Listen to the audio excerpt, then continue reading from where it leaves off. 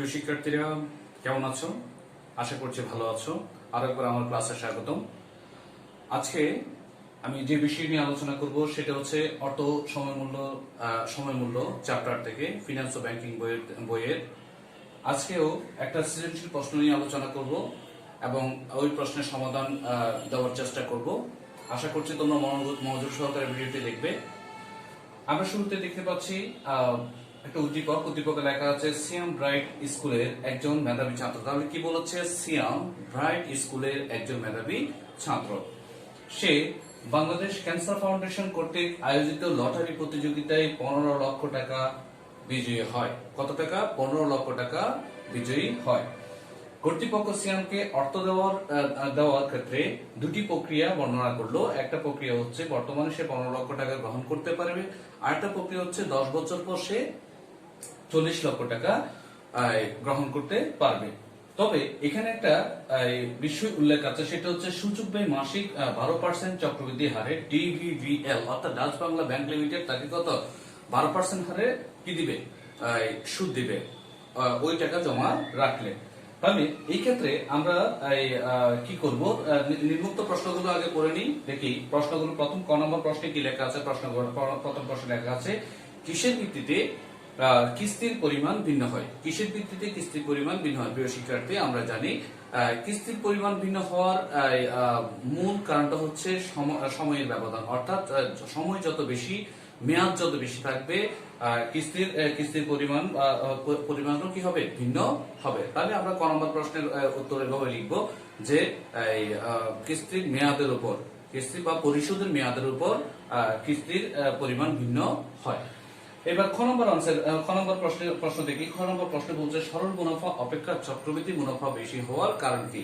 প্রিয় শিক্ষার্থী, আমরা জানি সরল মুনাফা মানে হচ্ছে ওই মুনাফা যে মুনাফা একটা আসলের উপর প্রারম্ভিক আসলের উপর প্রতি বছর সমপরিমাণ কি হয়? মুনাফা যোগ হয়। ধরে নিলাম আমাদের প্রারম্ভিক আসল হচ্ছে কত? 1 লক্ষ টাকা। সাপোজ 1 লক্ষ টাকা। তাহলে এটার 5% যদি মুনাফা হয়, তাহলে আমরা 5% সমান কত পাই? 5% সমান পাই 5,000 টাকা। কত টাকা? 5,000 টাকা। অর্থাৎ যদি মনে করো 10 বছর পর আমি এই টাকাটা তুলতে চাই বা তাহলে কত টাকা পাবো? তাহলে 10 বছর পরে আমরা এদিকে 10 সমান কত? 50,000 টাকা। কত টাকা? 50,000 টাকা। সাথে আছে 1 লক্ষ টাকা। তাহলে টোটাল 1,50,000 টাকা পাবো 10 বছর পর, অর্থাৎ 11 বছরের মাথায় আর কি। 10 বছর পর কত পাবো? 1,50,000 টাকা। এবার যদি বলি চক্রবৃদ্ধির মুনাফাটা কেমন হয় বা চক্রবৃদ্ধির মূলটা কেমন হয়? চক্রবৃদ্ধির মুনাফাটা হয় এই ধরনের, মানে প্রথম বছর মূল টাকার উপর যে সুদ হয়, দ্বিতীয় বছর গিয়ে ওই সুদটা বা মুনাফাটা আসলের সাথে যোগ করে টোটাল টাকার উপর আবার তৃতীয় বছর পরে কি হয়? সুদ ধার্য করা হয়। এরপর তৃতীয় বছরে দেখা যায় একইভাবে দ্বিতীয় বছরের সুদগুলো যোগ করার পরে ওই সুদ আসল দুটোটার উপর আসল আবার কি মুনাফা বা সুদ ধার্য করা হয়, যার কারণে কি হয়? সরল মুনাফা অপেক্ষা চক্রবৃদ্ধি মুনাফা বেশি হয়। আশা করছি তোমরা ক এবং খ নম্বর প্রশ্নের উত্তর পেয়ে গেছো এবং বিষয়টি বুঝেছো। এরপর গ নম্বর বলছে ডিবিবিএল ব্যাংক 8 বছর পর কত টাকা দিবে? ডিবিবিএল ব্যাংক 8 বছর পর কত টাকা দিবে? প্রিয় শিক্ষার্থী, আমরা এখন দেখানোর চেষ্টা করব ডিবিবিএল ব্যাংক 8 বছর পর কত টাকা দিবে। তাহলে এখানে আমরা দেখছি গ নম্বর প্রশ্নের সমাধান আমরা করবো এখন। তাহলে গ নম্বরে কি বলছে? ডিবিবিএল ব্যাংক 8 বছর পর কত টাকা দিবে। তাহলে আমরা কি বুঝতে পারছি? ডিবিবিএল ব্যাংক 8 বছর পর কত টাকা দিবে সেটা বের করতে হলে আমাদেরকে কি করতে হবে? ফিউচার ভ্যালু অর্থাৎ ভবিষ্যৎ মূল্যটা বের করতে হবে। কি বের করতে হবে? ভবিষ্যৎ মূল্যটা বের করতে হবে। তাহলে কিন্তু এখানে একটা শব্দ লেখা আছে যে মাসিক, যেহেতু মাসিক বলেছে তাহলে আমরা মাসিক চক্রবৃদ্ধির সূত্রটাই প্রয়োগ করতে হবে। তাহলে আমরা শুরুতে লিখবো এখানে পিভি মানে প্রেজেন্ট ভ্যালু কত? 15 লক্ষ টাকা। 15 লক্ষ টাকা। এরপর আই মানে হচ্ছে ইন্টারেস্ট বা মুনাফা 12%। 12%, তাহলে 100 ভাগে 12 ইকুয়াল 0.12। এরপর n, n সমান কত? 8 বছর, 8 বছর। তাহলে আমরা জানি কি জানি, FV সমান PV into 1 plus I by m into n into n। তাহলে এটা হচ্ছে মাসিক চক্রবৃদ্ধি হারের। যদি মাসিক চক্রবৃদ্ধি হয় তাহলে সেই ক্ষেত্রে যে সূত্রটা আমরা প্রয়োগ করতে হয় সেই সূত্রটা, তাহলে পিভিটা কত? আমরা লিখলাম 15 লক্ষ। এরপর 1 প্লাস I হচ্ছে কত? 0.12। n হচ্ছে কত? আচ্ছা, এখানে nটা লেখা হয়নি।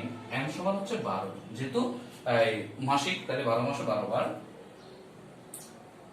12 উপরে লিখলাম n হচ্ছে কত?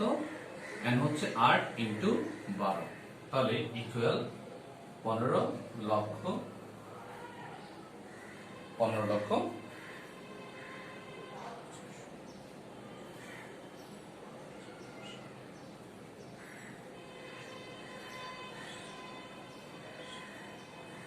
হ্যাঁ, এই কাজটা করার পর তোমরা যদি ক্যালকুলেটর করো, এই কাজটা করার পর তোমরা পাবে 2.69547। আমরা 15 লক্ষ সাথে গুণ করার পরে আমরা টাকাটা পাই কত? 39,08,186 টাকা। তাহলে কত পাই?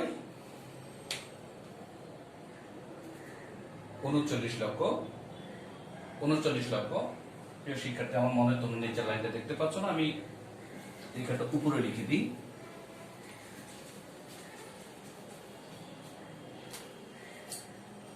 39,08,186 টাকা প্রায়।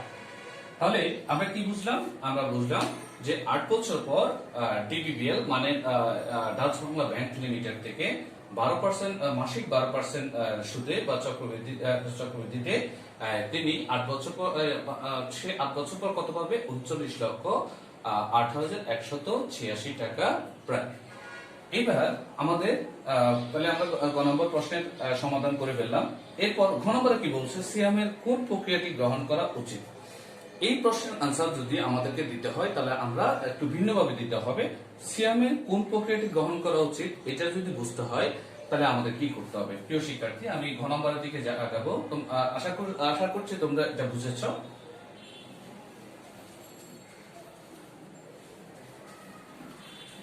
তাহলে ঘ নম্বরে কি বলছে?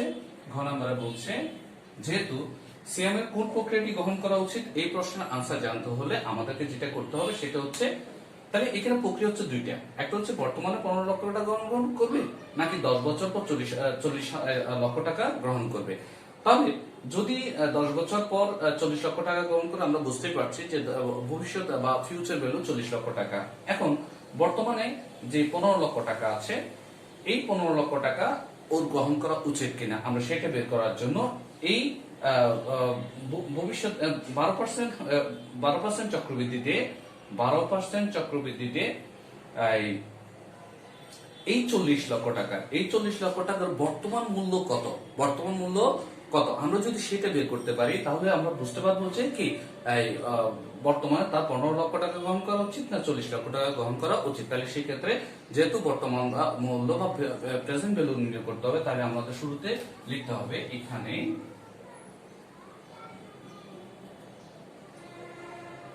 আমরা এখানে লিখে রাখি, এই ক্ষেত্রে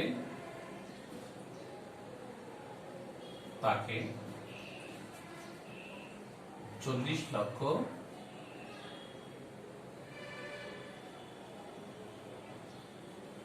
টাকার বর্তমান মূল্য নির্ণয় করতে হবে। তাহলে এক্ষেত্রে আমরা লিখি এখানে এফপি মানে ফিউচার ভ্যালু কত? 40 লক্ষ টাকা। তারপর আই সমান হচ্ছে 12% ইকুয়াল 0.12, এন সমান কত 10 বছর, তারপর এম সমান 12, এম সমান 12। তবে আমরা কি জানি, আমরা জানি PV equal FV divided by 1 plus I by m n into m। তাহলে আমরা কি করছি, এখানে এফভি জায়গায় আমরা লিখে দিলাম 40 লক্ষ টাকা, এরপর 1 প্লাস I এর জায়গায় লিখলাম 0.12, m এর জায়গায় লিখলাম 12, তারপর n এর জায়গায় লিখলাম 10 ইনটু m এর জায়গায় লিখলাম 12।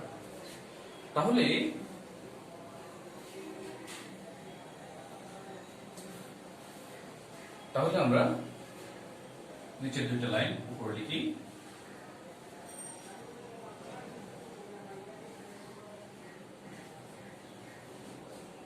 লক্ষ টাকা, নিচে 1 যোগ